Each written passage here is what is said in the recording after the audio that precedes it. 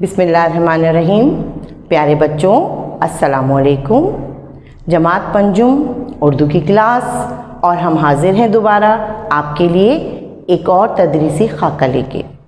तो आइए आप तमाम बच्चे अपनी उर्दू की नोटबुक निकाल लीजिए, जिसमें आज मैं कुछ कवायद के हवाले से आपसे डिस्कस करूँगी और चीज़ें बताऊँगी बेटा, कुछ पॉइंट्स बताऊँगी, कुछ नुकात बताऊँगी जो आप लेक्चर के दौरान नोट कीजिएगा। अब आपको, क्योंकि अब आप क्लास 5 में आ गए हैं, तो लेक्चर सुन के और अहम बातें नोट करने की आदत डालनी चाहिए। यकीनन तैयार हैं? आज का हमारा मौजू है ख़त नवीसी। ख़त क्या है बेटा? आज के ज़माने में तो दौर जदीद तरीन होता चला जा रहा है और एक दूसरे से राब्ते के लिए बहुत सी चीज़ें हमारे पास, जिसकी मिसाल ये हमारी ऑनलाइन क्लासेस भी हैं कि हम एक दूसरे से अगर दूर रहते हों तो राब्ता कैसे करें। मोबाइल फ़ोन, टेलीफोन, व्हाट्सएप और ऑनलाइन क्लासेस और मुख्तलिफ़ चीज़ें हैं। फेसबुक भी आप यूज़ करते हैं, बहुत सारी चीज़ें इस्तेमाल करते हैं इस वक्त और राब्ते बहुत तेज़ तर हो चुके हैं। लेकिन हम यहाँ आज जो बात करने जा रहे हैं वो एक ऐसे ख़त की तरफ बात करने जा रहे हैं कि जो पिछले ज़मानों में, और मैं समझती हूँ आज के मौजूदा दौर में भी बहुत सी जगहें, बहुत से मुकामात ऐसे हैं जहाँ पर ये जदीद सहूलियात मैसर नहीं है, तो वहाँ आज भी राब्ते का ज़रिया ख़तूत ही हैं। हम आपको ख़त क्यों पढ़ा रहे हैं, ख़त लिखना क्यों सिखा रहे हैं? इसलिए बेटा कि आपके जब एक लिसानियात को आप पढ़ते हैं, ज़बान को आप पढ़ते हैं, तो उसके तमाम कायदे को आपको जानना बहुत ज़रूरी है। इसीलिए हम क़वाइद पढ़ाते हैं, ग्रामर जिसको कहते हैं। अब ख़त नवीसी एक आर्ट है, एक फ़न है, एक पूरी कहना चाहिए मज़मून है कि आप जब जैसे जैसे बड़ी क्लासेस में जाते जाएंगे आप देखेंगे कि इसका जो तहरीर का अंदाज़ है वो तब्दील होता चला जाता है। तो मैं बात कर रही थी पिछले वक्तों या गुज़रे ज़माने की कि जब ये सहूलियात जो कि अब दौरे जदीद में हमें और आपको मैसर हैं नहीं थी, तो लोगों का एक दूसरे से राब्ते का ज़रिया ख़त हुआ करते थे। अब बहुत पीछे जाएंगे ना बेटा, जब रस्लो रसाइल ज़राए कुछ भी ना थे, तो उस वक्त बादशाहों के ज़माने की मैं बात कर रही हूँ, तो एक पर्चा मरासला या ख़त की सूरत में कबूतर के गले में बांध दिया जाता था और उस कबूतर को रवाना किया जाता था। वो ट्रेन तरबियत याफ्ता कबूतर होते थे और वो अपनी मंजिल पे पहुँचते थे। तो इस तरह पैगाम, अपनी बात को एक दूसरे तक मुंतकिल किया जाता था। उसके बाद इस ख़त की रुके की भी शक्ल बदलती चली गई और फिर वो एक पूरे डिपार्टमेंट, एक महकमे की सूरत में, आपको पता है सिर्फ हम ख़त लिखते हैं और ख़त चला जाता नहीं, ऐसा नहीं है। एक पोस्ट ऑफिस होता है, डाकिए का निज़ाम होता है, खतूत एक शहर से दूसरे शहर जाते हैं, एक मुल्क से दूसरे मुल्क जाते हैं, उनके तरीके होते हैं, उनके ज़रा, तो एक बहुत बड़ा कहना चाहिए ये महकमा है। हम आपको ख़त इसलिए पढ़ा रहे हैं कि जब हम कोई ज़बान सीखते हैं, कोई भी ज़बान सीखते हैं, हम कौन सी ज़बान सीख रहे हैं? उर्दू। तो उर्दू में बोलना, पढ़ना, लिखना और समझ में आना तालिब इल्म को चाहिए। उसके लिए हम ये कोशिशें करते हैं, अपने सिलेबस को डिज़ाइन करते हैं, आपके निसाब का हिस्सा बहुत सी चीज़ों को बनाते हैं, जिसमें ख़त नवीसी सबसे पहले हम आपको सिखाने जा रहे हैं। तो बेटा आइए हम नमूना यानी मॉडल ख़त क्या होता है, उसके नुकात क्या होते हैं, अहम पॉइंट्स क्या होते हैं, उस पर बहस करते हैं। आपको अपनी जो नोटबुक आपने रफ़ कॉपी निकाली है, या आपकी उर्दू की क्लास वर्क कॉपी नहीं है बेटा, आपने जो नोटबुक निकाली है, एक रफ़ पैड निकाला है, आप उस पर ये चीज़ें नोट कर सकते हैं। सबसे पहले नंबर पे मैंने लिखा है पता। जब हम ख़त लिखने जाते हैं तो उसका सबसे पहला और अहम हिस्सा आपका पता होता है। पता उस जगह का होता है जहां आप रहते हैं, ताकि जिसको ख़त भेजा जाता है उसको मालूम हो कि ये ख़त किस पते से और कहाँ किस तरफ से हमारे पास आया है। अपना मुकम्मल पता उर्दू में लिखना आपको आना चाहिए। पता जब हम लिखते हैं तो जिस जगह हम जिस कॉलम पे पता लिखते हैं उस जगह पे हम एक मोरखा लिख के तारीख़ भी डालते हैं कि ये ख़त किस तारीख़ को लिखा गया है। तो पहला आपका नुक्ता था पता। दूसरे पे आइए अलक़ाब व आदाब। अब क्या मुराद है अलकाब व अदाब से? अलकाब आपको पता है लक़ब की जमा है, लक़ब माने पुकारना, अदाब माने किसी भी चीज़ के अदब व अदाब, मैनर्स। अब जब हम ख़त लिखते हैं, हम यकीनन बाहैसियत तालिब इल्म बात कर रहे हैं कि स्टूडेंट्स को जब ख़त लिखना होता है तो उनके लिए एक सवाल आता है, उस सवाल के अकॉर्डिंग, उस सवाल के तहत आपको जवाब लिखना होता है। कि मिसाल के तौर पर ख़त अगर आप अपने दोस्त या सहेली को लिख रहे हैं तो आप उसको मुखातिब कैसे करते हैं, अब कैसे पुकारते हैं? आप अपने दोस्त को कहते हैं मेरे प्यारे दोस्त, अजीज़ जान दोस्त, या आप किसी बड़े को ख़त लिखते हैं, अपने चचा को, मामू को, खालू को, अम्मी को, बहन को, बड़े भाई को, किसी को भी ख़त लिखते हैं। ज़ाहिर ख़त लिखा जाता है जानने वाले को। तो जब आप उनको मुखातिब करेंगे बेटा, तो आप जो कहते हैं, जैसे प्यारी अम्मी जान, प्यारे अब्बू जान, यहाँ पर उस लक़ब को लिखा जाएगा। उसके साथ ही एक लफ्ज़ आ गया आदाब।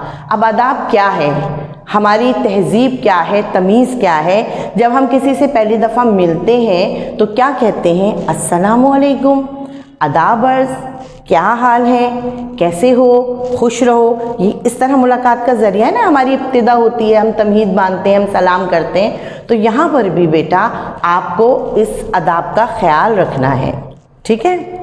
अब आ जाइए जनाब नफ्स मज़मून। नफ्स मज़मून सबसे अहम हिस्सा है। ये देखिए नफ्स मज़मून। नफ्स मज़मून दरअसल आपके सवाल का जवाब है कि आपसे अगर कहा गया है कि आप किसी बात के लिए, किसी बात की इत्तला देने के लिए, किसी ख्वाहिश का इजहार करने के लिए, किसी को कोई दावत देने के लिए कोई ऐसा ख़त लिखते हैं, तो जो सवाल में आपसे पूछा जा रहा है उसका सारा मैटर, सारा मज़मून, नफ्स मज़मून पैराग्राफ की सूरत में आता है। अब नफ्स मज़मून के पैराग्राफ होने कितने चाहिए? आपकी क्लास चूँकि प्राइमरी लेवल है तो बेटा आपको कम से कम अपने नफ्स मज़मून के 3 पैराग्राफ तो याद रखने हैं लिखने के लिए। सबसे पहला पैराग्राफ क्या होता है? आप खैरियत पूछते हैं या बताते हैं, ठीक है। फिर आप आ जाते हैं दूसरे पैराग्राफ की तरफ। दूसरे पैराग्राफ में आप अपना मुद्दा बयान करते हैं, अपना मकसद बयान करते हैं ख़त लिखने का। अब ये आप पर मुनहसिर है कि आप अपनी बात कितनी खूबसूरती से मुख्तसर या तफसीली किस तरह बयान करते हैं। तो यहाँ पर जब सेकंड पैराग्राफ पे हम जाते हैं तो उसके 2 हिस्से, 3 हिस्से भी हो सकते हैं, ठीक है। जितना अच्छा आपको लिखना आता होगा, जितनी अच्छी आपकी उर्दू तहरीर होगी, आपकी नस्र निगारी होगी, आपकी इंशा पर्दाजी होगी, उतना अच्छा आपका नफ्स मज़मून होगा। और फिर मुनहसिर होता है इस बात पे कि सवाल में आपको किस बात पे ख़त लिखने के लिए कहा गया है। अब आ जाइए नफ्स मज़मून का आखिरी पैराग्राफ। मुख्तसर होता है जिसमें आप अच्छी उम्मीद का इजहार करते हैं, मिसाल के तौर पर कि आप अपना ख्याल रखिएगा, या उम्मीद है आप और हम जल्द मुलाकात करेंगे, या फिर घर वाले आपको सलाम कहते हैं। इख्तितामिया होता है बेटा ये, अब आप अपनी बात को ख़त्म कर रहे हैं, इख्तिताम कर रहे हैं। इस तरह हमने अपने ख़त के नफ्स मज़मून के नुक्ते को अच्छी तरह समझ लिया। अब आ जाइए ख़त के इख्तितामिया की तरफ। ख़त का इख्तिताम, अब आपको अपनी बात ख़त्म करनी है। आप किसी से मिलने जाते हैं, मुलाकात होती है, आपकी मीटिंग होती है, तो आप अपनी बात करके उठ के चले नहीं जाते, आप इजाज़त लेते हैं, आप रुखसत होते हैं, आप रुखसती कलमात अदा करते हैं। तो यहाँ पे भी तरीका है बेटा कि जब आप अपनी बात ख़त्म कर लेते हैं, आप इख्तिताम पजीर करते हैं ख़त को, तो आप फ़कत अपना नाम, अपना हवाला ज़रूर लिखते हैं, बताते हैं कि ये सारा ख़त किसने लिखा था। तो ये भी अभी आपको हम सिखाएंगे। दरअसल ख़त जो है बेटा वो निस्फ़ मुलाकात कहलाता है, आधी मुलाकात, क्योंकि यहाँ पर बात होती है यक तरफ़ा, एक तरफ से। मिसाल के तौर पे मैंने ख़त लिखा आपको, अपने तालिब इल्म को, तो मैं जब ख़त लिखूँगी तो मैं तमाम नुकात को फॉलो करते हुए जब नफ्स मज़मून की तरफ आऊँगी तो फिर मैं आपको नसीहतें, आपको कोई अच्छी बात या जो भी मैंने उस ख़त में लिखा होगा उसका इख्तिताम कर दूँगी। अब मैं जितनी बात आपसे कर रही होंगी उसका जवाब आप मुझे उस वक्त नहीं दे सकते ना, क्योंकि जब आपके पास ख़त पहुँचेगा, आप ख़त को पढ़ेंगे, समझेंगे, तब आपके पास उसका जवाब लिखने के लिए कुछ मवाद होगा, मैटर होगा, तो फिर आप जवाब भी ख़त इरसाल करेंगे। समझे मेरी बात? तो आप मेरी बात का जवाब कब देंगे? जवाब भी ख़त में देंगे, तो तब हमारी बात मुकम्मल होगी। जब हम दो अफराद बातचीत करते हैं तो आपस में बातचीत करते हैं, वो सलाम करता है, ये जवाब देता है, वो खैरियत पूछता है, ये खैरियत बताता है, बातचीत चल रही होती है ना मुकालमे की सूरत में। लेकिन जब आप सामने हैं ही नहीं और मैंने तहरीर करना है ख़त, तो मेरी बात हो रही है, मैं ही बात कर रही हूँ, एक तरफा बात हो रही है, लिहाजा ख़त को निस्फ मुलाकात कहा जाता है, आधी मुलाकात। आप लोग अच्छी तरह से समझ गए होंगे बेटा। अब हम चलते हैं खतूत कैसे लिखे जाते हैं वो देखते हैं। अब आपको ये सवाल बेटा नोट करना है ताकि इसके मुताबिक हम अपना ख़त तहरीर कर सकें। सवाल में पढ़ती हूँ, अपने वालिदे मोहतरम के नाम एक ख़त तहरीर कीजिए जिसमें उन्हें इम्तिहानात में कामयाब होने की खुशखबरी दीजिए। अब आप अपनी जमात पंजुम में आ चुके हैं और आपने उनको बताना है कि आप चहारुम में पास हो गए और अब आप क्लास पंजुम में आ गए हैं। ठीक है बेटा। अब बेटा हमने जो ख़त का सवाल पढ़ा और नोट किया था उसके मुताबिक अब हम अपना ख़त लिखने जा रहे हैं। अब आप देखिए, सबसे पहले पता। अब यहाँ मैंने एक फ़र्ज़ी पता लिखा है, किसी का भी पता नहीं है ये। आप यहाँ पर अपने घर के किसी बड़े फ़र्द से अपने घर का एड्रेस मालूम करेंगे, पता, और उसको इस तरह लिखना सीखेंगे। ठीक है। देखिए, R 2020 यानी 2020, block 18, Samanabad, comma, Karachi, full stop. ठीक है। अब जो मैंने बताया था, मोरखा वो तारीख होती है जिस दिन हम ख़त तहरीर कर रहे होते हैं, 17 जुलाई 2020। अब आपने नोट किया होगा कि मैंने जितने नंबर लिखे हैं बेटा उस कॉमन इंग्लिश में लिखे हैं जो हम और आप यूज़ करते हैं, इस्तेमाल करते हैं। जबकि मैंने यहाँ पर जब उर्दू की क्लास लिखने जा रही थी तो यहाँ पर मैंने उर्दू में 2020 लिखा है। ठीक है। अब हम आम बोलचाल, आसानी, सलासत और रवानी के साथ ख़त लिखते हैं। तो आप जब आम बातचीत भी करते हैं, लेन देन भी करते हैं, तो आप उर्दू में तो काउंटिंग नहीं लिखते ना, आपको उर्दू की काउंटिंग आनी चाहिए। लेकिन जब हम एड्रेसेस वगैरह लिखते हैं तो हम इस ही लैंग्वेज में लिख रहे हैं। ठीक। अब आ जाइए अलकाब व अदाब। प्यारे अब्बा जान, हमने ये निशान उर्फ़ निदा का इसलिए लगाया है बेटा कि यहाँ पर हमने उनको मुखातिब किया, हम उनसे बात कर रहे हैं, उनको पुकार रहे हैं। प्यारे अब्बा जान, अदब का तकाजा कि उनको सलाम किया जाए, अस्सलामु अलैकुम। यहाँ एक छोटी सी बात का ख्याल रखना आप लोगों को बहुत ज़रूरी है और सीख लीजिए कि जब हम अस्सलामु अलैकुम कहते हैं या लिखते हैं तो मीम पे छोटा सा पेश लगाते हैं। हम अस्सलाम और अलैकुम के बीच में वाव नहीं लगाते। ठीक है। अस्सलामु अलैकुम। तो ये हमारे 2 पॉइंट, पता और अलकाब व अदाब, हमने यहाँ पर सीख लिया। अब आइए अगले हिस्से की तरफ चलते हैं। अरे बच्चों, हम अब अपने नफ्से मज़मून की जानिब जा रहे हैं। पहला पैराग्राफ देखिएगा जो कि इब्तिदाइया होता है। हम सब यहाँ खैरियत से हैं और अल्लाह ताला से आपकी खैरियत नेक मतलूब है। यानी अपना और बाकी तमाम घर वालों का हाल अहवाल बताया आपने और साथ ही अल्लाह ताला से अपने वालिद मोहतरम के लिए नेक दुआओं का, नेक ख्वाहिशात का इजहार भी कर दिया। दूसरा पैराग्राफ, प्यारे अब्बा जान, आपको ये सुनकर खुशी होगी कि मैं जमात चहारुम के इम्तिहानात में अच्छे नंबरों से पास होकर जमात पंजुम में आ गया या आ गई हूँ और तमाम स्कूलों की तरह हमारे स्कूल में भी ऑनलाइन स्टडी शुरू हो चुकी है और मैं बहुत मेहनत के साथ अपनी पढ़ाई पर तवज्जो दे रहा या रही हूँ। अब आपने देखा मैंने स्लैश डाल के आपको यहाँ पर बताया है मुज़क्कर और मुअन्नस का फ़र्क। यानी बेटा जब बॉयज़ ये काम करेंगे तो वो क्या कहेंगे कि पंजुम में आ गया हूँ, उन्हें आ गई लिखने की ज़रूरत नहीं। इसी तरह जब गर्ल्स, जब लड़कियाँ काम करेंगी तो वो क्या करेंगी, जमात पंजुम में आ गई हूँ, आ गया लिखने की आपको ज़रूरत नहीं है। इसी तरह नीचे भी इसी नुक्ते को आप फॉलो करेंगे कि लड़के रहा और लड़कियाँ रही लिखेंगे। ठीक है। तो यहाँ पर हमने अपने नफ्से मज़मून के 2 पैराग्राफ समझे। अब आखिरी पैराग्राफ और इख्तिताम की तरफ चलते हैं। नफ्से मज़मून का आखिरी पैराग्राफ देखिए। प्यारे अब्बाजान, अब मुझे इजाज़त दीजिए क्योंकि मेरी ऑनलाइन स्टडी का वक्त हुआ चाहता है। आप अपना बहुत ख्याल रखिएगा। घर के तमाम अफराद आपको सलाम कह रहे हैं और आपके जल्द घर आने के मुंतज़िर हैं। अल्लाह हाफिज़। फ़कत आपका बेटा या आपकी बेटी और फिर आप अपना नाम लिख दीजिए। फिर उसी तरह अगर आप लड़के हैं, बॉय हैं, तो आप लिखेंगे फ़कत आपका बेटा और जो भी आपका नाम है।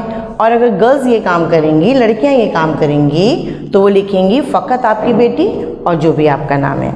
तो इस तरह आपने देखा, हमने एक अच्छा ख़त अपने वालिद मोहतरम के नाम, अब ज़रूरी नहीं कि आप अब्बा जान लिखें, हो सकता है आप पापा कहती हूँ, पप्पा कहती हूँ, डैडी कहती हूँ, अब्बू जान कहते हो, तो आप जो कहते हैं हम यहाँ पे वो लक़ब जो है आप जो उनको पुकारते हैं वो यहाँ पर लिख सकते हैं। तो ये था हमारा आज का ख़त नवीसी, आज के ख़त का सवाल और उसका जवाब। आपने इसको अपनी कॉपी में इसी तरह जिस तरह मैंने लिखा है नकल करना है, उतारना है। ये आपका होमवर्क भी है बेटा, और आपको एक अच्छा ख़त लिखना अब आ जाना चाहिए, क्योंकि आइंदा आने वाले दिनों में हो सकता है कि मैं आपसे सिर्फ सवाल दे के कहूँ कि बेटा अब आप इस पर ख़त तैयार कीजिए। क्लास 5 में आ गए ना, पंजुम जमात में, प्राइमरी जमात की सबसे बड़ी क्लास, तो अब आपको बहुत सारी चीज़ें खुद करनी होंगी। ठीक है बेटा। नफ्स मज़मून का आखिरी पैराग्राफ देखिए। प्यारे अब्बाजान, अब मुझे इजाज़त दीजिए क्योंकि मेरी ऑनलाइन स्टडी का वक्त हुआ चाहता है। आप अपना बहुत ख्याल रखिएगा। घर के तमाम अफराद आपको सलाम कह रहे हैं और आपके जल्द घर आने के मुंतज़िर हैं। अल्लाह हाफिज़। फ़कत आपका बेटा या आपकी बेटी और फिर आप अपना नाम लिख दीजिए। फिर उसी तरह अगर आप लड़के हैं, बॉय हैं, तो आप लिखेंगे फ़कत आपका बेटा और जो भी आपका नाम है। और अगर गर्ल्स ये काम करेंगी, लड़कियां ये काम करेंगी, तो वो लिखेंगी फ़कत आपकी बेटी और जो भी आपका नाम है। तो इस तरह आपने देखा, हमने एक अच्छा ख़त अपने वालिद मोहतरम के नाम, अब ज़रूरी नहीं कि आप अब्बा जान लिखें, हो सकता है आप पापा कहती हूँ, पप्पा कहती हूँ, डैडी कहती हूँ, अब्बू जान कहते हो, तो आप जो कहते हैं हम यहाँ पे वो लक़ब जो है आप जो उनको पुकारते हैं वो यहाँ पर लिख सकते हैं। तो ये था हमारा आज का ख़त नवीसी, आज के ख़त का सवाल और उसका जवाब। आपने इसको अपनी कॉपी में इसी तरह जिस तरह मैंने लिखा है नकल करना है, उतारना है। ये आपका होमवर्क भी है बेटा, और आपको एक अच्छा ख़त लिखना अब आ जाना चाहिए, क्योंकि आइंदा आने वाले दिनों में हो सकता है कि मैं आपसे सिर्फ सवाल दे के कहूँ कि बेटा अब आप इस पर ख़त तैयार कीजिए। क्लास 5 में आ गए ना, पंजुम जमात में, प्राइमरी जमात की सबसे बड़ी क्लास, तो अब आपको बहुत सारी चीज़ें खुद करनी होंगी। ठीक है बेटा। बेटा मज़ीद कवायद का काम आपको मैं करवा रही हूँ, आपको वाहिद के जमा बनाने। यहाँ 10 वाहिद लिखे हुए हैं। नंबर 1 है बाग़, नंबर 2 झोंका, नंबर 3 खिदमत, नंबर 4 कागज़, नंबर 5 ऐलान, नंबर 6 फ़न, नंबर 7 तकरीर, नंबर 8 ज़ख़ीरा, नंबर 9 फ़ायदा और नंबर 10 फ़र्ज़। इन तमाम वाहिद के आपको जमा बनाने हैं अपनी कॉपी में, और काम को बहुत अच्छे से सोच समझ के खूबसूरत राइटिंग में बेटा आपने करना है। वाहिद जमा के बाद आपको एक काम और करना है कवायद का, और वो है अल्फाज मुतज़ाद। मुतज़ाद से मुराद है ज़िद, यानी जो लफ्ज़ यहाँ 10 अल्फाज आपको दिए गए हैं उस लफ्ज़ को पढ़िए, मायने समझिए और उसका उलट या ज़िद आपको यहाँ तहरीर करना है। जैसे मिसाल के तौर पे लफ्ज़ है अज़ल, हमने इसका मुतज़ाद लिख दिया अबद। ठीक है, मैं अल्फाज पढ़ रही हूँ, अच्छी तरह से सुन लीजिए बेटा। नंबर 1 अज़ल, नंबर 2 बहार, नंबर 3 बदसूरत, नंबर 4 इब्तिदा, नंबर 5 तर, नंबर 6 नफ़ा, नंबर 7 खादिम, नंबर 8 दिलेर, नंबर 9 बातिल और नंबर 10 बादशाह।